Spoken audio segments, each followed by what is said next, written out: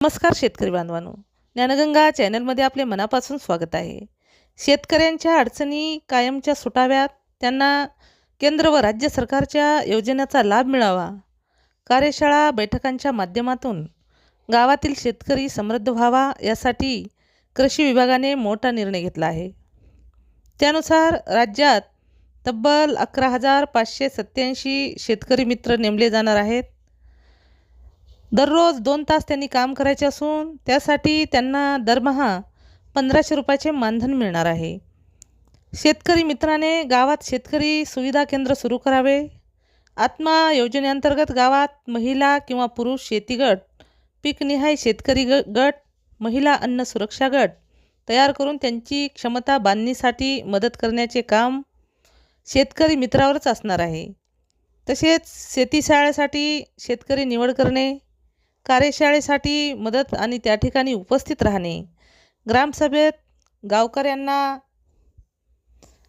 कृषी योजनांची माहिती देण्याची ही जबाबदारी त्यांच्यावरच असणार आहे. शेतकऱ्यांना आत्माकडून दिलेल्या प्रशिक्षणाच्या नोंदी ठेवणे, गावातील शेतकरी प्रशिक्षणाचे आयोजन, नियोजन व शेतकऱ्यांना त्यांची माहिती देणे अशी कामेही शेतकरी मित्रालाच करावी लागतील. दरम्यान तालुक्यातील एकूण शेतकरी मित्रापैकी 30% पदे महिलांसाठी लॉटरी पद्धतीने राखीव असतील. इच्छुक शेतकरी मित्रांनी त्यांचे अर्ज सहाय्यक कृषी अधिकाऱ्यांच्या मुख्यालयाच्या ग्राम कृषी विकास समिती केंद्राकडे द्यावेत. जास्त शिक्षण झालेल्यांना प्राधान्य राहणार आहे. प्रत्येकी 3 महिन्यांनी शेतकरी मित्रांची बैठक होईल. 1 वर्षानंतर त्यांच्या कामाचे मूल्यमापन होणार आहे. गैरवर्तणूक केल्यास त्यांच्यावर थेट फौजदारी गुन्हा देखील दाखल होणार आहे.